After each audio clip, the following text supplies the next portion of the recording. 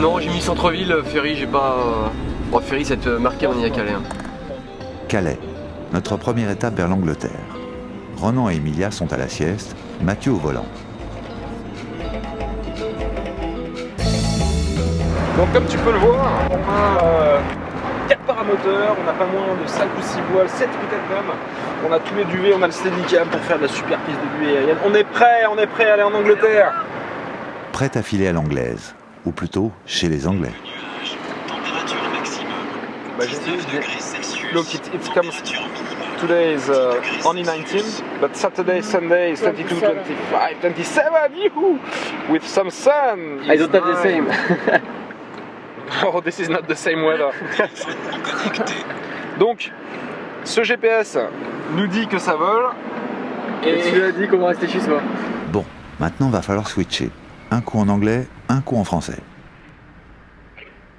C'est parti! Les mouettes nous narguent en surfant le courant dynamique sur le flanc du bateau. Bon présage.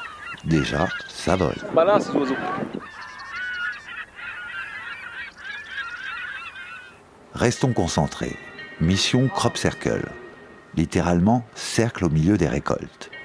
Un phénomène très spectaculaire. Comment font-ils? C'est bien ce que nous allons découvrir, car l'Angleterre approche. À nous les embolés lyriques, les grands espaces médiévaux, les objets volants non identifiés. Bref, à nous l'inconnu.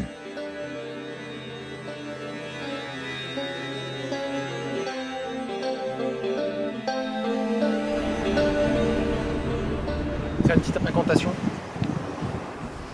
Fais gaffe, il pourrait bien arriver.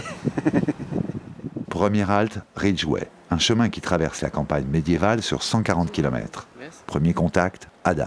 You should go to the Silent Circle Cafe. Yeah. Do you know it? Non. The Silent Circle Café. Yeah, at Yatesbury. En route pour de nouvelles aventures. Un petit café ne sera pas de refus. We are going to Silent Circle Cafe, which is the Crop Circle Information Center. Are you from here or are you just coming to visit? I'm making a film here, a documentary Okay. about the season. Des crop circles en veux-tu en voilà.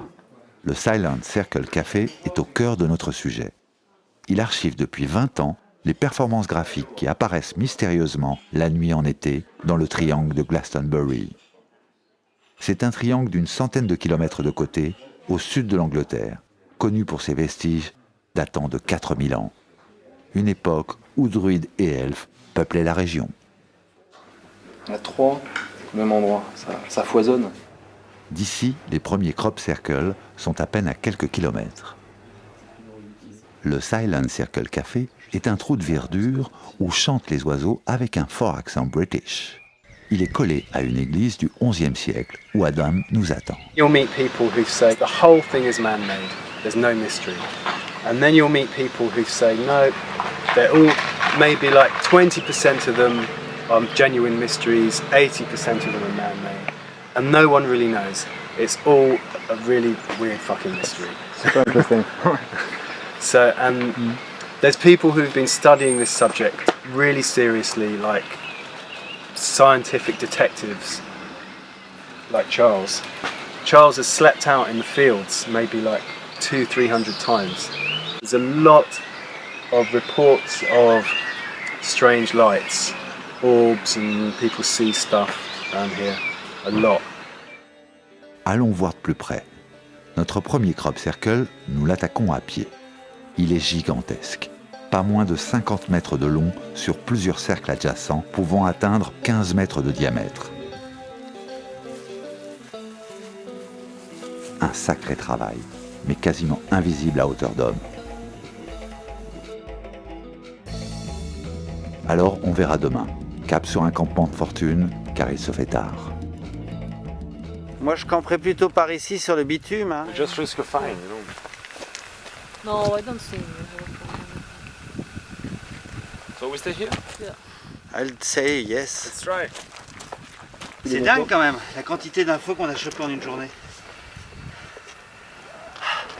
Ouais, c'est vrai, c'est clair. T'as l'air d'un ovni à toi tout seul, Ronan. Je vois que tu te vois pas dans le cadre. Charles, we are happy to meet you because you are the specialist of the crop circles here. And basically we want to fly over it, but we have no idea what it is. Please, can you explain us a bit what is about all the crop circles? Why is it so known in the whole world? It is a real mystery, you know, which is spread out worldwide in dozens and dozens of countries every year.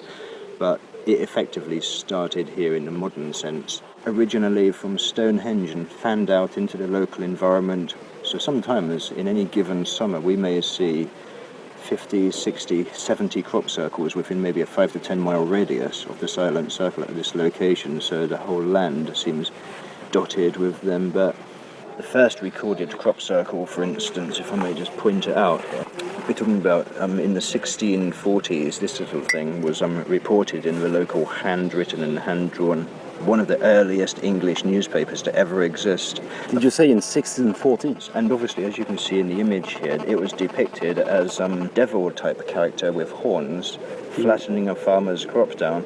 And at that time, this country was a dogmatic Christian faith-based society, so I guess when something anomalous like this happens, blame the devil, I would, you know, and that's what happened.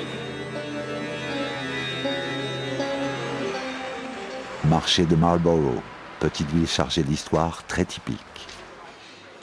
En attendant Adam pour une visite de Stonehenge, par un temps parfaitement anglais, très typique aussi, nous flânons dans les ruelles au gré des rencontres. Jusqu'au petit déjeuner, typiquement british, of course.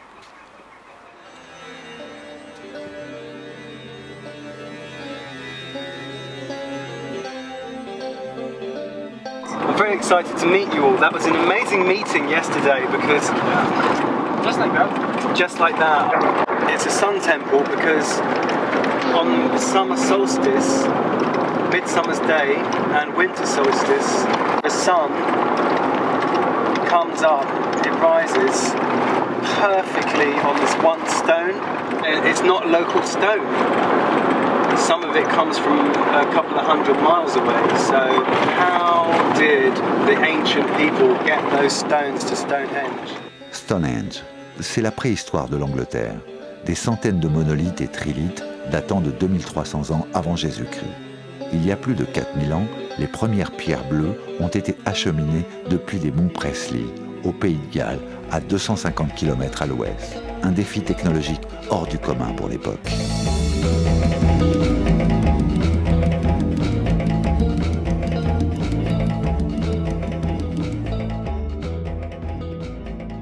Cette fin de journée est propice à notre premier vol dans le ciel anglais.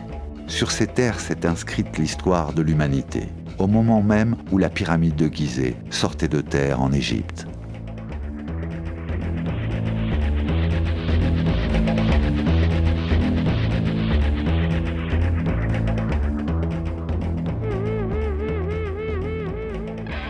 En vol, on mesure mieux l'antiquité de cette région.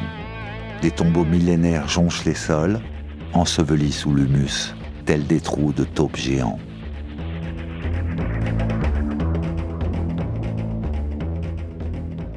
Cette superstructure, reconstruite et réagencée plusieurs fois pendant des siècles, repose sur une esplanade circulaire datée de 9000 ans, soit 7000 ans avant Jésus-Christ. De récentes fouilles archéologiques ont démontré que ces pierres levées étaient non seulement un calendrier solaire indiquant les solstices, utiles à l'agriculture, mais également un hôpital à ciel ouvert, où malades et guérisseurs venaient de toute l'Europe. Ils étaient attirés par les vertus des fameuses pierres bleues.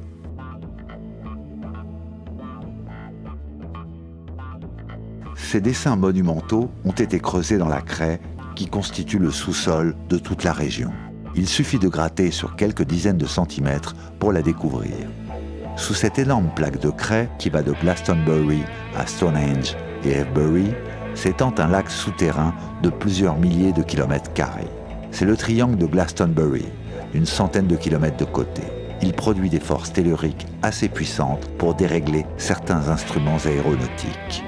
Ces petits tumulus très postérieurs à l'édification de Stonehenge sont en fait relativement récents. et abrite des personnages de l'antique Angleterre qui voyaient toujours le site comme la meilleure entrée dans l'autre monde.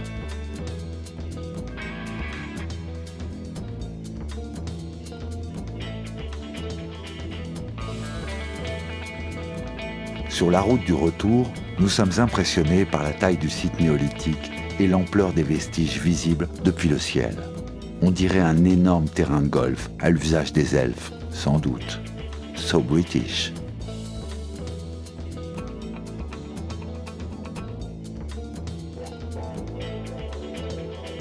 La journée était bien remplie et Adam est séduit par notre moyen de locomotion. When the modern crop circles phenomenon started, which was really pretty much in the modern sense in the 1970s, the complex type patterns only started around about 1990. Before that time, it was all over the same area, the ancient sites, Stonehenge and Avebury and Silbury Hill and other places of a similar antiquity. Then in 1996, just happened to come across a magazine spread that had that year's crop circles in, and it included like Hulia sets, you know, the fractal spirals. And these are a representation of human DNA, 900 feet long in a field, and it was stuff that I just looked at the images and thought, that's probably computer generated, because if you make a mistake with that kind of mathematics, it's going to look stupid and ugly. And these things were perfect, you know. Bon, on essaie de filmer les crop circles, ils sont juste là, ils sont partout, on les a pas encore vus, on est rien. Il y a trop de vent. Alors bon, on a trouvé une petite butte, là on va essayer de faire un petit peu. On va bricoler. Voilà.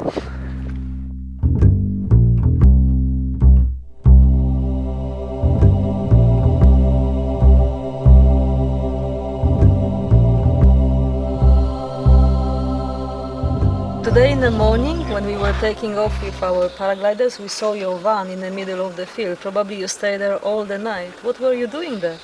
We sleep in the van and we do a lot of night watching. It's a very special area. When we first came, the first season, we came to see the crop circles and we thought we were blown away by it. We thought it was absolutely amazing. Yes. And we did think that they were alien made. And so we did our own investigation and we spent night after night after night out. We spoke to farmers, we were advised to speak to circle makers, and we've witnessed it. And without a doubt, there is no doubt, 99% are man-made. These guys are brilliant artists. Wow. They must be. They are. They must be. There's several different teams. They come from all over the world. Wow. You know, but some are local guys. On commence à avoir un petit peu de soleil, il serait temps parce que ça fait 3 jours, on a fait un vol en 4 jours qu'on est en Angleterre. Il y a du vent, il y a de la pluie, on manque un petit peu d'action là, et surtout qu'il y a des crop circles. Il y en a même un nouveau là qui a été découvert hier et un autre nouveau avant-hier. Voilà, donc j'espère que c'est maintenant. Ça c'est notre carte avec le crop circle et ceux qu'on va survoler. Mais il y a encore un peu de vent, on va voir. Donc là on est à peu près par ici là.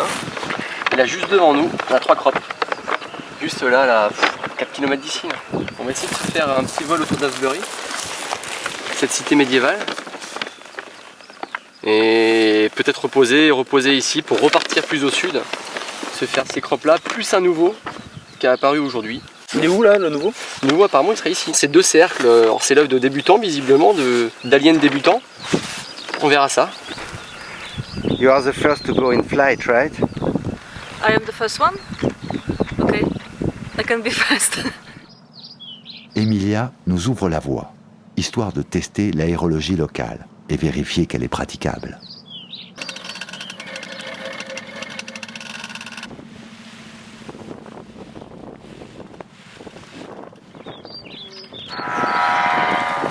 Quitte à faire du bruit, on y va côté gauche, comme ça on peut filmer un petit peu la pyramide.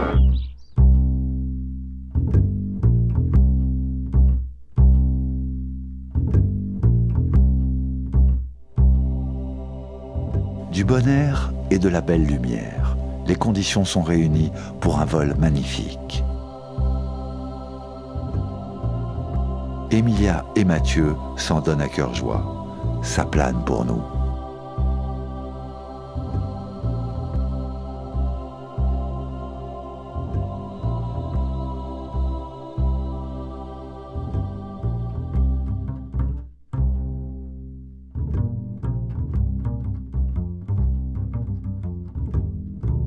Chemin faisant, nous croisons un tumulus géant, le Silbury Tor, une sorte de pyramide de terre et de roches bâtie par les anciens pour de mystérieux rituels.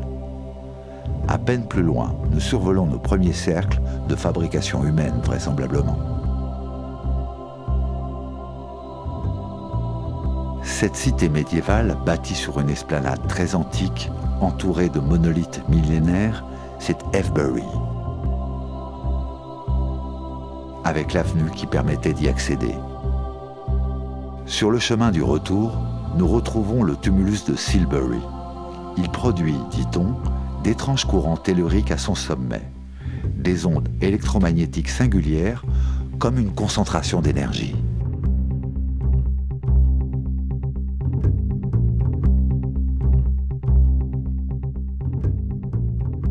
Voici un cercle assez impressionnant par son diamètre et l'élaboration de ses motifs.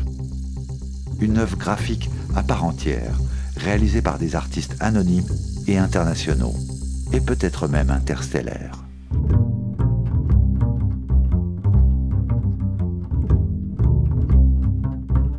We were driving along the bottom of Milk Hill, and this was travelling along at the side of us, at the side of the window, and I could see it, and I said to Mike, you know, wind down the window and take a photo of it. It was the size of a football. Absolutely beautiful.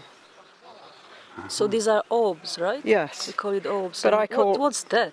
What I do you call think this is one that? the mother of them, because if you can see, look at all the, it's like as if there's There is a lot of hundreds of ones. smaller ones in it. Yeah. And where do you think they come from? I don't know. I think they vary. I do think they vary. Some are spirit. And when you see this kind of objects, do you feel an energy around it? Do you Oh, feel it's a something, beautiful. or- They'll only come round positive, happy energy. I either chant or sing, or say mantras. Like I like to do Om Mane Padme Hum, and sing and dance. And Mike takes the photos, and they come in.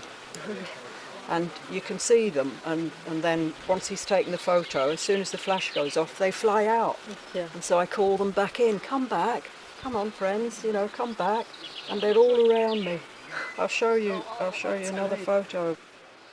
Oh, there it is. Okay, this was when I was dancing with them one night. Wow. And this is on a field? Yes. The man-made crop circles do attract the phenomena. You see dark figures, balls of light flying around. There's always something to be seen, lights appearing. The guys that make them are the first to admit that they have weird experiences even while they're making them. They perhaps go out with a team of 5 and they can see an extra 2 figures helping them make the formation. And, balls of light, mists coming down to sort of cover them while they're making the formation. One does a lot of damage to the plants by walking on it with a piece of wood to flatten, so you would expect to see it crush and crush and crush. So you would find like regular, repetitive damage consistent with human interaction. You crush it down and move your thing forward and scrape plants, and so one learns to physically examine crop circles and then look for those characteristics in all the subsequent crop circles that we would visit to try and validate them as a genuine paranormal intervention or as just something that humans have created as a piece of art. And humans create many crop circles as art. Some of these people are incredibly good at that in the dark. These things can be produced over time in some circumstances. And then of course there are the other crop circles which cannot be physically explained, and those remain outstanding as a complete mystery at this time. And then of course night watchers will say, oh, it's weird, we were taking photographs and we were watching up on the hill and all of a sudden a fog came down, and when it lifted there was a crop formation. But it does attract and the phenomenon, and that is what we are here about.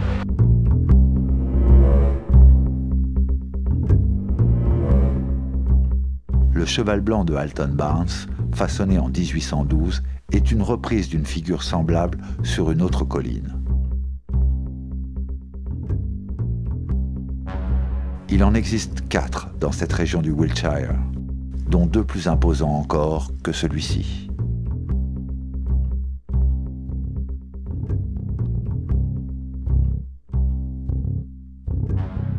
Pour la saison 2011, voici le cercle préféré de Charles, simple et sans fioritures. C'est ainsi que les premières apparitions du phénomène se sont exprimées, avec pour singularité d'être inaccessible à pied. Ce n'est pas le cas de celui-ci, où l'on s'est servi des traces de tracteurs pour y accéder et le fabriquer.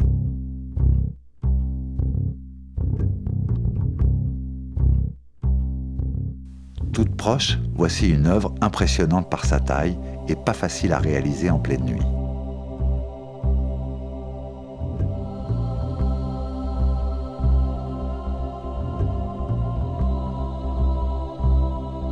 La saison s'étend de juin à août, une époque où les blés sont suffisamment hauts pour pouvoir être façonnés. Les équipes de graphistes en herbe doivent être très organisées. Là, nous survolons un drôle d'oiseau de la saison précédente. Un fantôme, en quelque sorte, de 40 mètres de long qui persiste dans les blés de l'année. Son bec pointe vers le cheval blanc de Alton Barnes.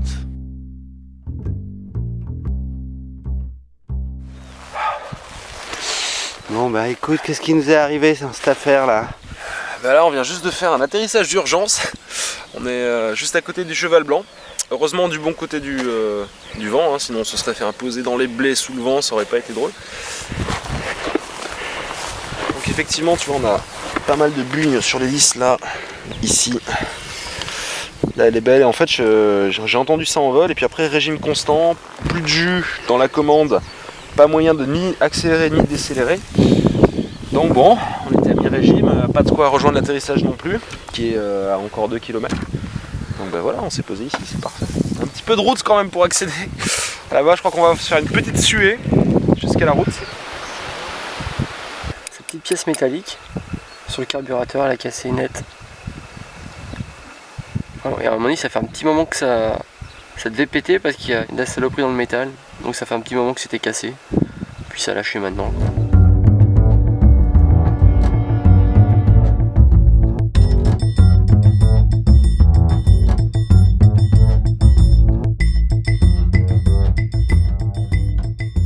À 100 km au nord, voici le cheval de Huffington, sur le mont du Dragon.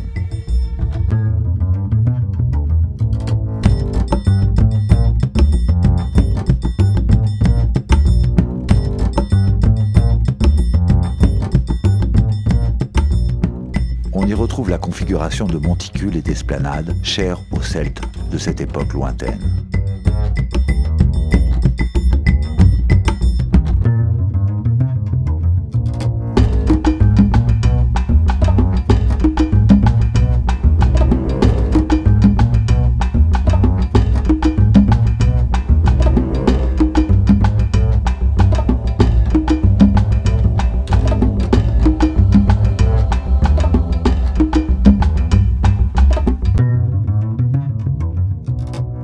Poussons plus loin et surprise. Un cercle non signalé sur la carte. Peut-être en sommes-nous les premiers découvreurs.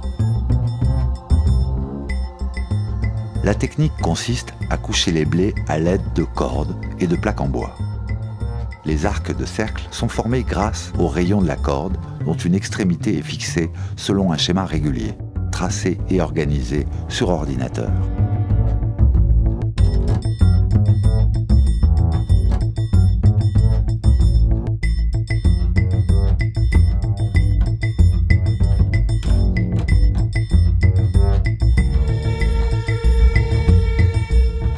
Une fois les cercles façonnés, ils peuvent faire des aplats en couchant le blé dans certaines parties géométriques.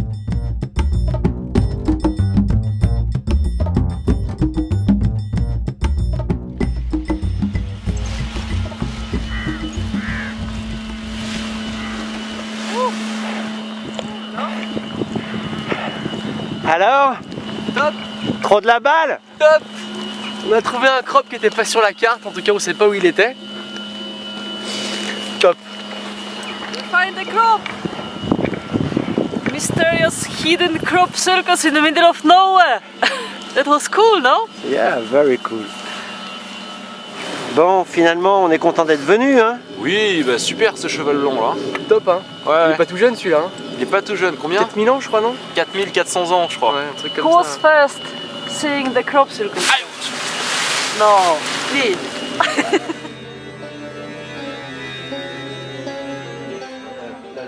L'apparition de tout ça. Tea Times au Silent Circle Café, notre base arrière où nous visionnons nos exploits du jour avec Charles et préparons la suite. We're kind of halfway through the season and we're on 23 circles now. In an average season we'd have maybe between 60 and 70, so one of my favourites of the 2011 season, just because it's extremely simple, nothing complicated, it's the position in the land and the way it works. In terms of scale and logistics, the most impressive crop circle I have ever seen was this thing on the top of Milk Hill at Alton Barnes, which consisted of 409 circles over an undulating hilltop which appeared within a very short window of opportunity, within a 4-hour window, and it was heavy rain, windy, it's a horrible, horrible night, and the farmer found this at 4:15 a.m.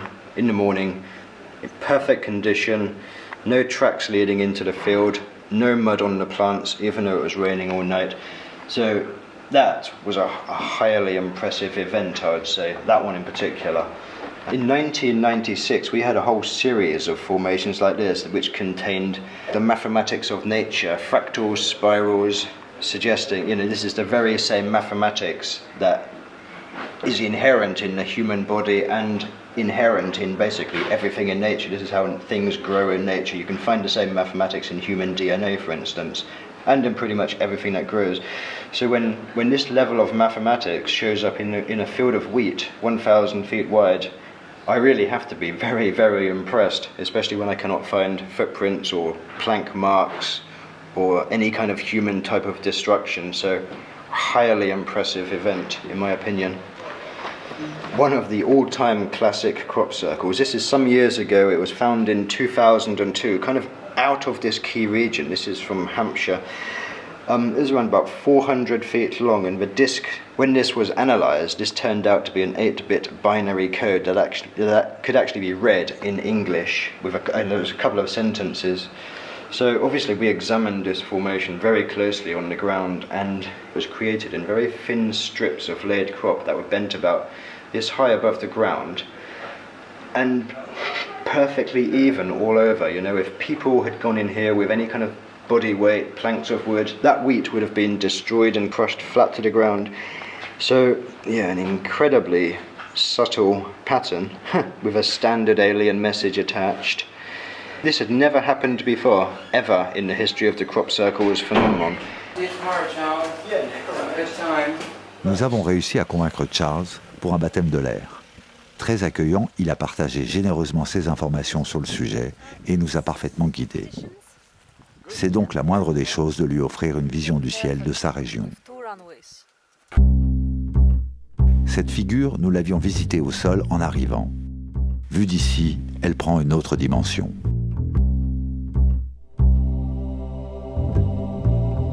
Trop de traces humaines pour être validées par Charles comme étant un cercle des aliens disparus. Pourtant, on reste perplexe devant le travail mystérieux de ces artistes qui, chaque année, viennent sur la moisson remettre leur ouvrage. Est-ce une contre-culture pacifique et nomade transmise depuis des générations, ou bien une façon d'entrer en contact avec des peuples extraterrestres? À moins qu'ils ne soient déjà parmi nous.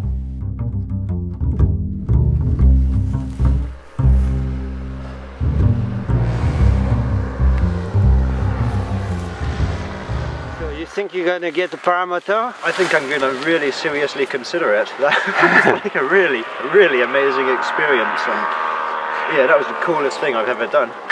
And, all right. Yeah, Alors c'est à mon tour d'avoir une petite péripétie, habituellement c'est Mathieu qui les a. La Spitzer elle envoie tellement fort qu'on cache les sellettes. Super voile.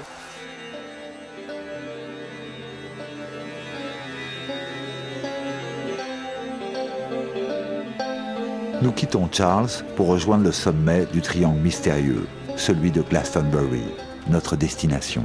C'est un ovni à tous les coups. La nuit amplifie l'emprise mystique des lieux. Pas de bruit. C'est un avion. La route est mauve et nous sommes tous sobres, peut-être juste un peu fatigués par tant de déroutantes découvertes au royaume des elfes. Bon, on va dormir ici. Allez, on jette les tentes sur le parking. Puis on verra pour un déco demain, il est déjà minuit là. C'est bon, ça arrête. Bon, on va pas se faire déloger, c'est quoi? Bah, si, il y a des panneaux de partout, ne pas stationner. Where do you want to put a tent? Mais tu t'en fous, t'es un gangster toi. Qu'est-ce que vous en pensez? On met les tentes là ou. Allons voir déjà, allons reconnaître le terrain. Don't put it on a...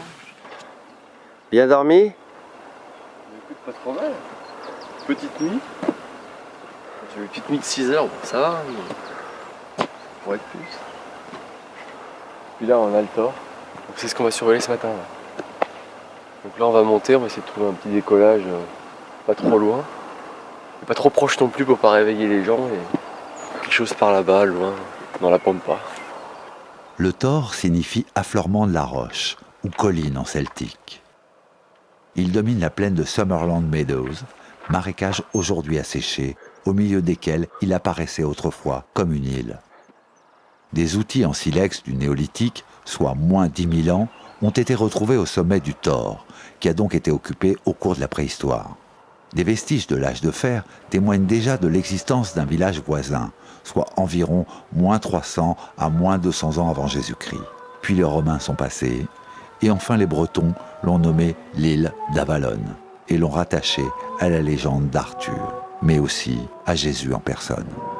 La légende dit que Joseph d'Arimathie emmena Jésus à Avalon, avec les premiers chrétiens pour y construire leur première église. Glastonbury, la terre la plus sainte d'Angleterre, fut chrétienne 5 siècles avant Canterbury. Avant cela, encore, Avalon fut un des 3 centres mégalithiques, avec Avebury et Stonehenge, où un collège druidique officiait, comme le mentionnent les triades celtiques. Les vestiges de cette tour Saint-Michel, seule rescapée, ont été restaurés et classés monuments historiques. En plein Moyen-Âge, l'église Saint-Michel, jumelle du mont Saint-Michel normand, prend la place d'anciennes fortifications, puis s'écroule lors du tremblement de terre de 1275. C'était un 11 septembre. À cette époque, la plaine était inondée quotidiennement par la marée. Le Tor devenait alors une péninsule à marée basse, comme notre mont Saint-Michel. Une seconde église, construite autour de 1360, a survécu jusqu'à la dissolution des monastères de 1539, date à laquelle le Tor a vu l'exécution de Richard Whiting, le dernier abbé de l'abbaye de Glastonbury, ainsi que celle de 2 de ses moines. Tous 3 pendus, éviscérés et écartelés. C'était l'âge sombre. Le XIXe siècle, féru de mythologie celte, associa le Tor au Lord des Enfers, et plus tard au Roi des Fées. On y vit une entrée menant vers l'autre monde, vers Avalon, le pays des fées. Aujourd'hui, le village de Glastonbury est devenu une ville dont le centre a gardé les traces de sa longue histoire mystique. Le commerce des minéraux, doté bien sûr de pouvoirs occultes, y fleurit. Renan, très sensible aux ondes, ne sait plus où donner de l'antenne. Donc chaque pierre répond à des questions particulières. Nous déambulons, tels des touristes rassasiés, de boutique en café, portés par nos envies du moment. Fini les contraintes, les réveils au lever du soleil et la tente humide impossible à plier. À cette période de l'été s'y déroule le fameux festival de Glastonbury, qui réunit depuis 1970 musiciens et mélomanes mystiques de toute l'Europe. Les post-hippies ont fait de cette ville leur fief. Avant eux, c'était moins cool.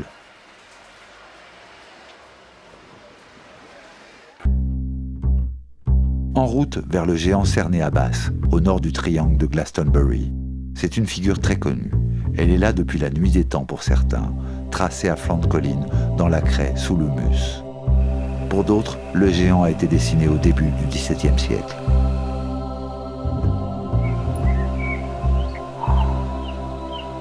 On commence à fatiguer un peu là.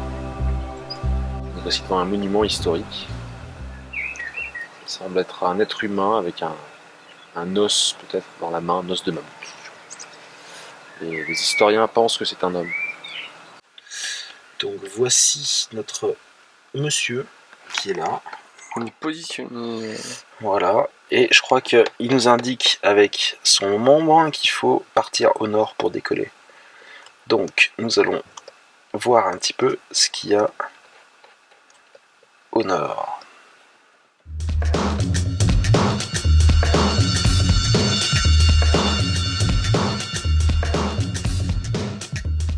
Ce géant de 55 mètres sur 51 de large, doté d'une massue de 36 mètres, aurait été dessiné par un serviteur de Lord Holles, un seigneur local.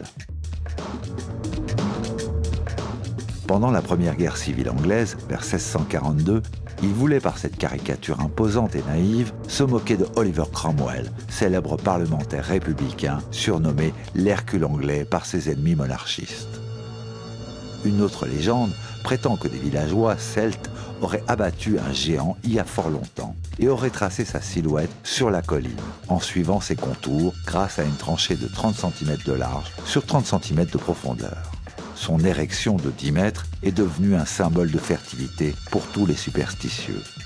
Des couples découragés viennent danser ici dans l'espoir d'un miracle.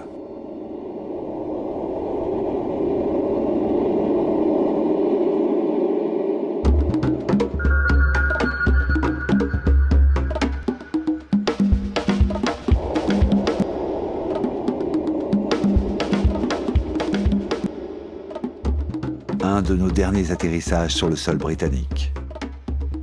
Mathieu décide de s'offrir quelques sensations fortes et que ça saute. Écoute, c'est la fin, donc un petit bonus là, tu vois, j'ai pris mon parachute de Space Jam, donc c'est un parachute qui est designé pour jouer en fait, hein, pour ouvrir très bas. Et bah voilà, écoute, mon largueur officiel. Et je pense qu'il préférait être largué. Bon. On y va ?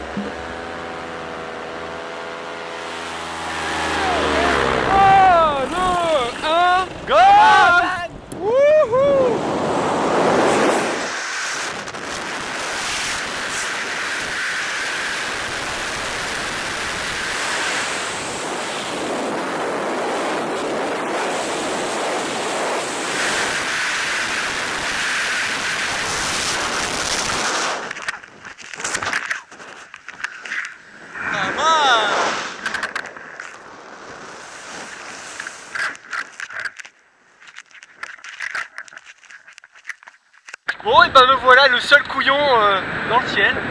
Donc je confirme, hein, c'est bien un homme.